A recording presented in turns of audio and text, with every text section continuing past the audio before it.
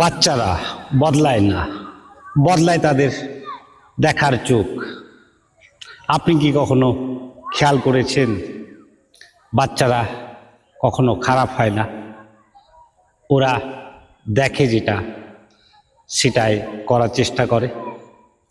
আপনি যখনই তাকে ধমক দিয়ে বলবেন পড়তে, চুপ করো, এটা কেন করলে, কখনো কি জিজ্ঞেস করেছেন তুমি কেমন আছো, তুমি এটা পারবে, আমি আছি, বলতে পারবেন?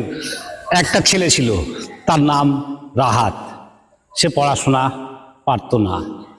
তার বাবা চিন্তা করত, তার মা রাগ করে বলতো তুই কিচ্ছু পারবি না, তোর দ্বারাই কিচ্ছু হবে না, তোর চাচার ছেলেকে দেখ, সব A+।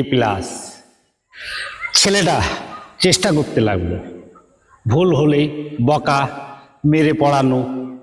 তার আস্তে আস্তে কথা চুপ হয়ে গেল, হাসি বন্ধ হয়ে গেল, সে তার আনন্দ হারিয়ে গেল।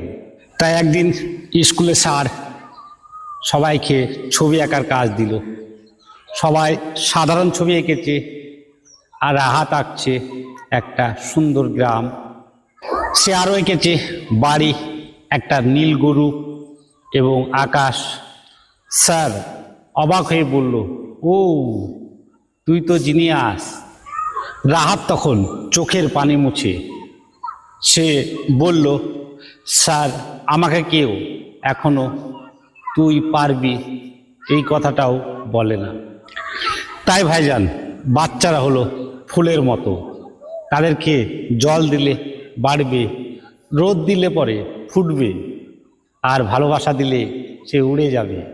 কিন্তু আমরা কি করি?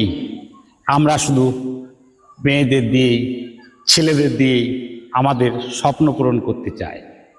মেয়েকে আমরা নাচাই, তুই ডাক্তার হবি, ছেলে গান করতে ভালোবাসে, এতে করে আমাদের পেট চলবে।